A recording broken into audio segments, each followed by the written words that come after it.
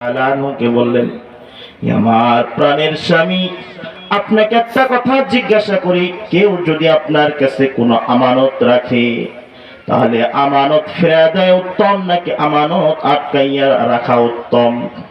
আমানত নিয়ে যাওয়ার কারণে, ফেরত দেওয়ার কারণে কি আপনার মনে কোনো কষ্ট হবে? আবু তালহা রাদিয়াল্লাহু তাআলা আনহু বলেন, না না, আমানত তো ফিরে দেওয়াটাই উত্তম। কেউ কোন আমানত রাখলে আমানত ফিরে দেওয়াটাই উত্তম। আমানত ফিরে দিতে আমার কোনো কষ্ট হবে না। তখন উম্মে সুলাইম রাদিয়াল্লাহু তাআলা আনহা বললেন যে, হে আমার স্বামী, গত রাতে গতকাল আপনি যখন কাজে গিয়েছিলেন, দিনের বাহিরে গিয়েছিলেন, তখন আপনার ছেলে আবু উমাইর রাদিয়াল্লাহু তাআলা আনহু ইন্তিকাল করেছেন, কিন্তু আমি আপনাকে বলি নাই। কারণ যদি আমি আপনাকে বলতাম আপনার কষ্ট হয়তো, আপনি পেরেশান হয়ে যেতেন। আপনি রোজা রেখেছিলেন, খানা খাইতে পারতেন না, ছেলের মৃত্যুর সংবাদ শুনে মুখে খাবার যাইতো না, কিন্তু আমি আপনাকে বলি নাই। তখন আবু তালহা রাদিয়াল্লাহু তাআলা আনহু বললেন, আমার প্রাণের স্ত্রী, তুমি আগে কেন বললে না?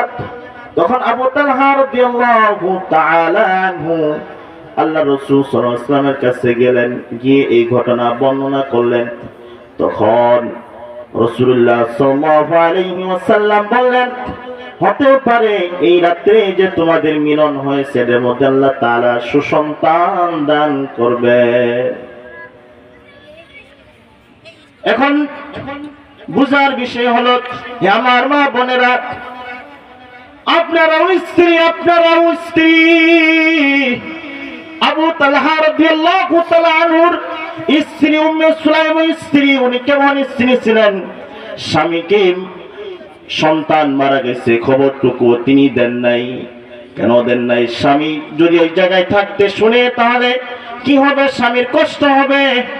অথচ আজকাল বর্তমান অবস্থা কি, সামান্য কোনো কিছুই হয় নাই, ঘর থেকেই ফোন করে আগে থেকেই তাকে বিশাল হুমকি ধমকি শুরু করে দেয়, আজকে আসো, এই হবে সেই হবে, অনেক কিছু হয়ে গেছে এরকম। তাহলে কেমন ওনারা স্বামীদেরকে সন্তুষ্ট করেছেন, এজন্য কেমন ধৈর্য ধারণ করেছেন, স্বামীর জন্য কষ্ট না হয় এরকম ধৈর্য ধারণ করেছেন। তো আল্লাহ তাআলা বললেন, অস-সাবিরিনা ওয়াস-সাবিরাত, ধৈর্যশীল পুরুষ ও ধৈর্যশীল নারী। এটা গেল 5 নাম্বার গুণ। 6 নাম্বার গুণ, ওয়াল খাশিঈনা ওয়াল খাশিআত, আন্তরিকভাবে বিনীত পুরুষ ও বিনীত নারী। অহংকারী নারী নয়, অহংকারী নয়, বিনয়ী পুরুষ, বিনয়ী নারী। বিনয় এমন একটা গুণ, কারো ভিতরে যদি বিনয় আসে, এই বিনয় তাকে উঁচুতে উঠাইতে সম্মানে উঠাইতে তাকে আসমান পর্যন্ত নিয়ে যায়। আল্লাহ রাসূল সাল্লাল্লাহু আলাইহি ওয়াসাল্লাম এটাও বলেছেন, কেউ যদি অহংকার করে, অহংকার করতে করতে সে এতটাই অপমানিত লাঞ্ছিত হয়, শূকর কুকুরের থেকেও সে বেশি লাঞ্ছিত হয়ে যায়। এজন্য বিনয়ের গুণ, যে সকল পুরুষ এবং নারীদের মধ্যে বিনয়ের গুণ থাকবে, আল্লাহ তাআলা 6 নম্বর বলেছেন, আল খাশিঈনা আল খাশিআত, আন্তরিকভাবে বিনীত পুরুষ ও বিনীত নারী, বিনয়ী পুরুষ ও বিনয়ী নারী। 7 নম্বর গুণ, ওয়াল মুতাসাদ্দিকিনা ওয়াল মুতাসাদ্দিকাত, ওয়াল মুতাসাদ্দিকিনা ওয়াল মুতাসাদ্দিকাত, দানশীল পুরুষ ও দানশীল নারী। নারীরা এমনিতে দান কম করে, এই জন্য হাদিসের মধ্যে আছে, একদিন আল্লাহ রাসূল সাল্লাল্লাহু আলাইহি ওয়াসাল্লাম ঈদুল ফিতরে অথবা ঈদুল আযহা ঈদগাহে যাচ্ছিলেন নামাজ পড়ার জন্য, মহিলাদের পাশ দিয়ে যাচ্ছিলেন। তখন আল্লাহ রাসূল সাল্লাল্লাহু আলাইহি ওয়াসাল্লাম মহিলাদেরকে উদ্দেশ্য করে বলেন, হে নারী সমাজ, তোমরা, আমি দেখেছি জাহান্নামে বেশি হলো নারীরা। তখন নারীরা রাসূল সাল্লাল্লাহু আলাইহি ওয়াসাল্লাম কিন্তু জিজ্ঞেস করলেন, ইয়া রাসূলুল্লাহ, জাহান্নামে নারীদের সংখ্যা বেশি কেন? তখন আল্লাহ রাসূল সাল্লাল্লাহু আলাইহি ওয়াসাল্লাম বললেন, ইয়াকফুরনাল আশীর, কারণ হইল নারীরা দান সদকা কম করে, আরেকটা হইল তারা স্বামীর অকৃতজ্ঞ হয়। স্বামী সব সময় তার জন্য এত কষ্ট করে, মাথার ঘাম পায়ে ফেলে কষ্ট করে স্বামী স্ত্রীদেরকে লালন পালন করে, তার সব কিছুর খাদ্যের পোশাক আদির সব কিছুর ব্যবস্থা করে। আর এই স্ত্রী যখন কখনো কোনো বিপদে পড়ে যায়, তখন স্বামীকে বলে, তোমার ঘরে এসে কোনো কিছুই পাইলাম না। একদিন সামান্য একটা জিনিস আনতে ভুলে যাওয়ার কারণে এমন কথা বলে ফেলে, স্বামীর অকৃতজ্ঞ হয়। আল্লাহ রাসূল সাল্লাল্লাহু আলাইহি ওয়াসাল্লাম বলেন, এই দুই গুণ না দুই দোষ, একটা হলো দান সদকা কম করা, আরেকটা হলো স্বামীর অকৃতজ্ঞতা। এই দুই কারণে জাহান্নামে নারীদের সংখ্যা বেশি। এবং আল্লাহ রাসূল সাল্লাল্লাহু আলাইহি ওয়াসাল্লাম বলেছেন, এজন্য তোমরা বেশি বেশি দান সদকা করো। অনেক নারীদের স্বর্ণের অলংকার থাকে যেগুলোর উপর যাকাত ফরজ, কুরবানি ফরজ হয়ে যায়, সদকাতুল ফিতর ফরজ হয়ে যায়, কিন্তু সে জানে না যে তার উপরে স্বর্ণের অলংকার থাকে কারণে 7.5 ভরি স্বর্ণ অথবা 52 তোলা রূপা অথবা এই পরিমাণ সম্পদ যদি কোনো নারীর কাছে থাকে, তাহলে সে নারীর উপরেই যাকাত ফরজ হয়ে যায়, যাকাত ফরজ হয়ে যায়, সদকা ফিতর ওয়াজিব হয়ে যায়, কুরবানি ওয়াজিব হয়ে যায়। কিন্তু অনেক নারীর ধন সম্পদ থাকার পরেও তারা যাকাত দেয় না, দান সদকা করে না, কুরবানি করে না। অনেক নারী এমন রয়েছে। আল্লাহ রাসূল সাল্লাল্লাহু আলাইহি ওয়াসাল্লাম বলেন, তোমরা সদকা করো। এবং আল্লাহ রাসূল সাল্লাল্লাহু আলাইহি ওয়াসাল্লাম বলেছেন হাদিসের মধ্যে যে জান্নাতের মধ্যে নারীদের সংখ্যা কম। এজন্য আমার মা বোনেরা, আপনারা স্বামীর কৃতজ্ঞ কখনোই হবেন না, স্বামীর কৃতজ্ঞ হবেন। আমি আমার আলোচনার মধ্যে বলবো, স্বামীর কিছু হক আপনাদের উপর আছে। স্বামী যা আপনাদের কিছু হক পাবে, হকগুলো যদি আপনারা ঠিক মতো দেন, তাহলে আপনাদেরকে আল্লাহ তাআলা জান্নাত দান করবে। এজন্য 1 নম্বর হক হচ্ছে তাআতুহু ফিল মারুফ, স্বামীর আনুগত্য করা। স্বামীর আনুগত্যের ব্যাপারে হাদিসের মধ্যে কি এসেছে? আল্লাহ রাসূল সাল্লাল্লাহু আলাইহি ওয়াসাল্লাম বলেন, আমি যদি কাউকে সিজদা করার নির্দেশ দিতাম, আল্লাহ ছাড়া কোনো ব্যক্তিকে যদি একজনকে আরেকজনকে সিজদা করার নির্দেশ দিতাম, তাহলে স্ত্রীদেরকে নির্দেশ দিতাম স্বামীদেরকে সিজদা করার জন্য। কিন্তু আল্লাহ ছাড়া অন্য কাউকে সিজদা করার নির্দেশ নেই, জায়েজ নেই। এজন্য স্ত্রীদেরকে স্বামীর সিজদা করার নির্দেশ দেওয়া হয় নাই। এবং সাহাবী হযরত মুআজ রাদিয়াল্লাহু তাআলা আনহু উনি বলেন, আমি সিরিয়া গিয়েছিলাম। সিরিয়া গিয়ে যে দেখি যেমন এখনকার ধর্মীয় নেতাদেরকে তাদের প্রজারা তাদেরকে সিজদা করে, তখন আমারও কাছে মনে হলো যে আমরা আমাদের নেতা রাসূলুল্লাহ সাল্লাল্লাহু আলাইহি ওয়াসাল্লামকে সিজদা করব।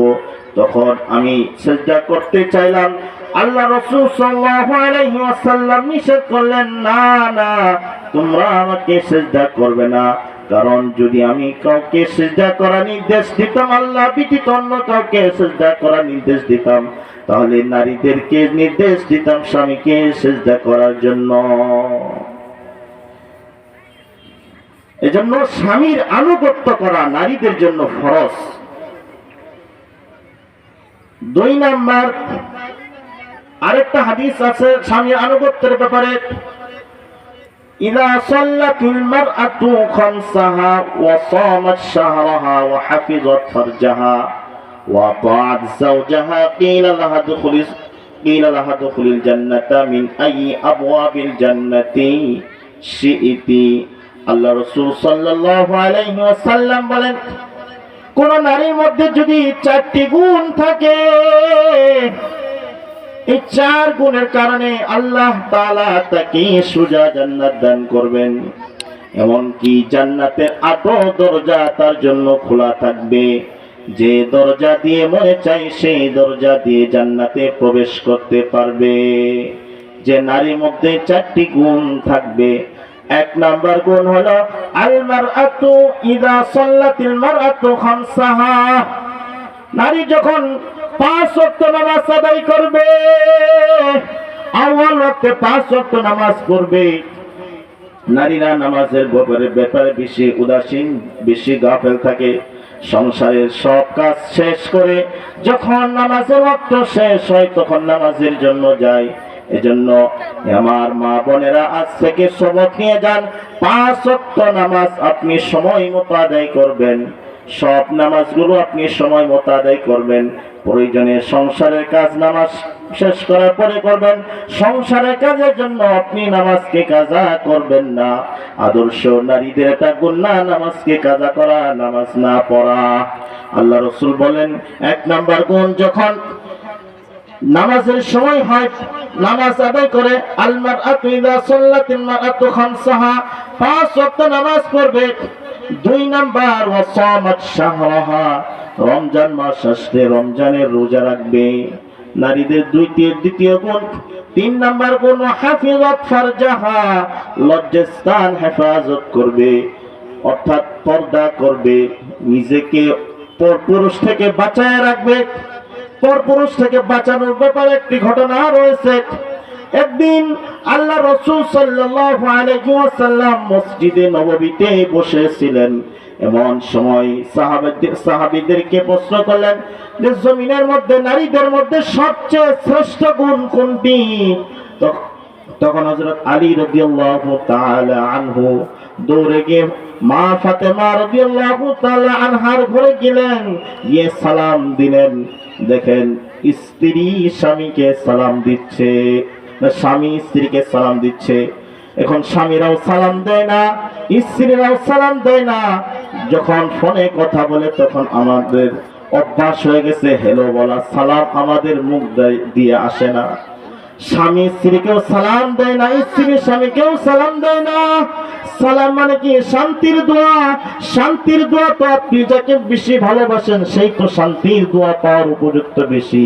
জন্য স্বামীরা যদি স্ত্রীদেরকে সালাম দিত, স্ত্রীরা যদি স্বামীদেরকে সালাম দিত, তাহলে তাদের মধ্যে ভালোবাসা আরো বেড়ে যেত। এজন্য হযরত আলী রাদিয়াল্লাহু তাআলা আনহু মা ফাতেমা রাদিয়াল্লাহু তাআলা আনহাকে গিয়ে সালাম দিলেন, আসসালামু আলাইকা ইয়া আহলাল বাইত। ঘর থেকে দরজা খোলা হলে সালামের জবাব নেওয়া হলে পর জিজ্ঞাসা করলেন আলী রাদিয়াল্লাহু তাআলা আনহু জিজ্ঞাসা করলেন যে কি জন্য এসেছেন? তখন আলী রাদিয়াল্লাহু তাআলা আনহু বললেন, আমি মসজিদে নববীতে বসেছিলাম। মসজিদে নববীতে আল্লাহ রাসূল সাল্লাল্লাহু আলাইহি ওয়াসাল্লাম জিজ্ঞাসা করলেন নারীদের মধ্যে সবচেয়ে শ্রেষ্ঠ গুণ কোনটি? এই উত্তরের জন্য আমি আপনার কাছে তোমার কাছে এসেছি। তখন ফাতেমা রাদিয়াল্লাহু তাআলা আনহা বললেন, এই জমিনের মধ্যে নারীদের জন্য সবচেয়ে শ্রেষ্ঠ গুণ হচ্ছে বেগানা পুরুষের নজর থেকে নিজেকে হেফাজত করা। বেগানা কোন পুরুষ যেন আমাকে না দেখতে পারে, নিজেকে হেফাজত করা এই জমিনের মধ্যে একজন নারীর জন্য সবচেয়ে শ্রেষ্ঠ গুণ। আমার মা বোনেরা, তাহলে কেমন পর্দার গুরুত্ব! আজ পর্দা না থাকার কারণে যত অসংখ্য অগণিত গুনাহ হচ্ছে পর্দা না থাকার কারণে। এজন্য কোরআন এবং হাদিসের মধ্যে পর্দার অনেক গুরুত্ব রয়েছে। আজকে কেউ নামাজ পড়ে রোজা রাখে কিন্তু পর্দা ধারে না। পশ্চিমা সভ্যতার এই একটা অশুভ সংস্কৃতি আমাদের মধ্যে ছড়িয়ে পড়েছে পর্দা না করা। এজন্য আমার মা বোনেরা, আজ থেকে আমরা প্রতিজ্ঞা করি আমাকে যেন কোনো বেগানা পুরুষ না দেখে, আমার মৃত্যু পর্যন্ত আমাকে যেন আমার বেগানা কোনো পুরুষ যেন আমাকে না দেখে। এই প্রতিজ্ঞা নিয়ে, এই একটা সবক নিয়ে আমরা এই মাহফিল থেকে যাব। আমার মা বোনের আমি বলতেছিলাম আল্লাহ তাআলা নারী এবং পুরুষের 10টি গুণ বর্ণনা করেছেন। তার মধ্যে 7 নাম্বার গুণ ওয়াল মুতাসাদ্দিকিনা ওয়াল মুতাসাদ্দিকাত, দানশীল পুরুষ এবং দানশীল নারী। 8 নাম্বার গুণ ওয়াস-সাইমিনা ওয়াস-সাইমাত, রোজাদার পুরুষ ও রোজাদার নারী। 9 নাম্বার গুণ আল হাফিজিনা ফুরুজাহুম ওয়াল হাফিজাত, নিজের লজ্জাস্থান হেফাজতকারী পুরুষ, লজ্জাস্থান হেফাজতকারী নারী। والذاكرين الله كثيرا والذاكرات, 10 নম্বর গুণ আল্লাহ তাআলাকে অধিক স্মরণকারী পুরুষ, অধিক স্মরণকারী নারী। এই 10টি গুণ যে পুরুষ এবং যে নারীর মধ্যে থাকবে, আল্লাহ তাআলা তাদের জন্য কি পুরস্কার ব্যবস্থা করেছেন। আল্লাহ তাআলা ঘোষণা করেন আ'আদাল্লাহু লাহুম মাগফিরাতাও ওয়া আজরান আযীমা, আল্লাহ তাআলা তাদেরকে ক্ষমা করবেন। এই 10 গুণের নারী এবং 10 গুণের পুরুষ, যদি এই 10টি গুণ কেউ কোন নারী এবং কোন পুরুষ যদি অর্জন করে, আল্লাহ তাআলার কাছে ক্ষমা চাইতে হবে না, আল্লাহ তাআলা নিজে থেকে ক্ষমা করে দিবেন। আমার মা বোনেরা, এই পৃথিবীতে সব থেকে বড় জিনিস পাওনা হল আল্লাহ তাআলার ক্ষমা। কেউ যদি আল্লাহ তাআলার ক্ষমা পেয়ে যায়, তাহলে সে জান্নাত পেয়ে যাবে, জাহান্নাম থেকে নাজাত পেয়ে যাবে। এজন্য আল্লাহ তাআলা তাদের জন্য ক্ষমা করে দিবেন এবং মহা প্রতিদান জান্নাত তাদের জন্য রেডি রেখেছে। এজন্য আমার মা বোনেরা, এই 10টি গুণ আমরা অর্জন করার জন্য চেষ্টা করব ইনশাআল্লাহ। আল্লাহ তাআলা আমাদের সকলকে তৌফিক দান করুন। ওয়া আখিরু দাওয়ানা আলহামদুলিল্লাহি রাব্বিল আলামিন। আলহামদুলিল্লাহ, অসংখ্য ধন্যবাদ মুফতি হাবিবুল্লাহ মির্জা হুজুরকে। এর পর্যন্ত